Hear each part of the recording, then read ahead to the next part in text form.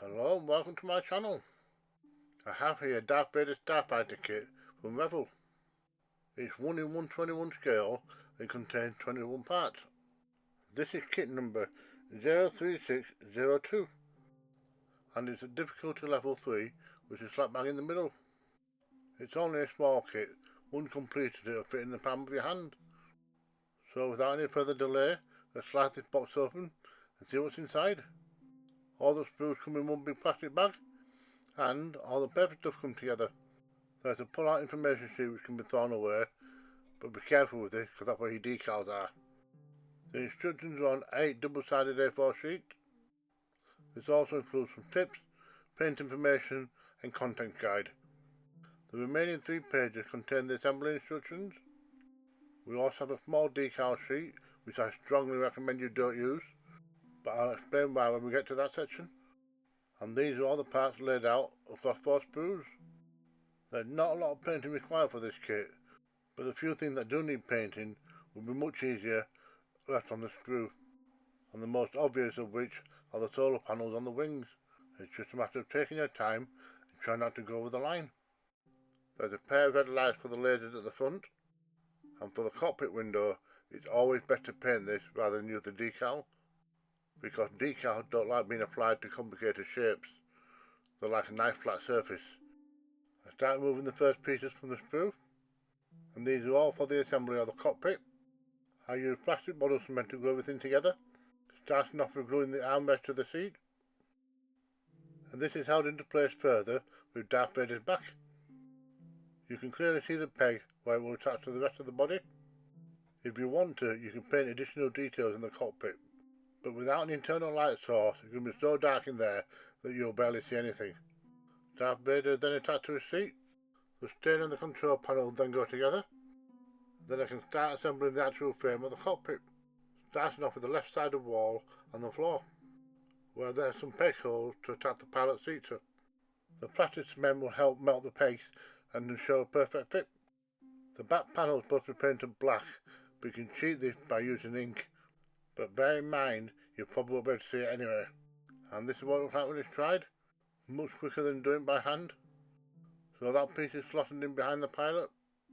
It also has pegs which need lining up on each side. So I've already put in the right side, so it's just the controls now at the front. And this is the trickiest piece to put in because I need to line up the pegs on 3 different sides. The roof hatch had a clear piece which needs clicking into place, no glue required, and then that also clicks into place in the opening of the vehicle. Just a matter of pushing it all the way down so it sits flush. There are 4 little red lights to add on. You can either fiddle about with the tiny decals or just use the end of a paper clip to dot on some red paint. And believe me, this way is much quicker. I turn over the bottom half of the fighter so I can insert the cockpit. Even though it's got alignment pegs, it still needs gluing into place. I have a pair of these dark inset pieces to slot into the front. So now I can start lining up the top and bottom halves and connecting them together. I start at the back, thus leaving the front open for now, as that will allow me to slide in the window piece, and now it can all be pushed shut. There's just the slightest of gap visible, but that can't be helped. The wings have some insert to clip into place. There's a pair of grills on the back of each one which need painting black. I find that black panel liner is the most effective way of doing this, although it will need a few minutes to dry. Now all that's left to do is attach both wings. Each one relies on several different shaped pegs, and the fitting is quite tight. But the model cement will help to melt the pegs a little bit and show in a better fit. So there we have it. Darth Vader TIE Fighter is complete. With only 21 parts listed, it didn't take too long to build it all. Revell have a whole bunch of these small kits available, so you can quite quickly build up an army without breaking the bank.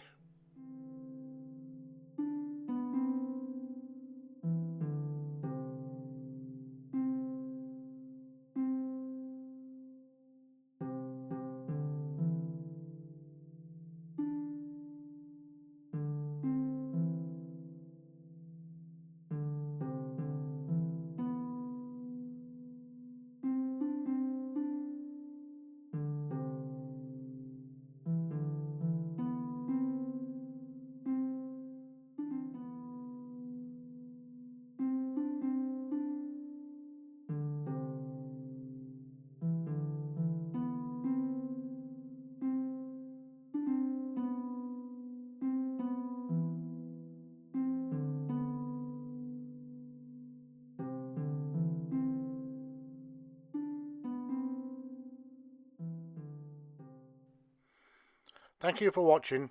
Don't forget, if I can do it, so can you.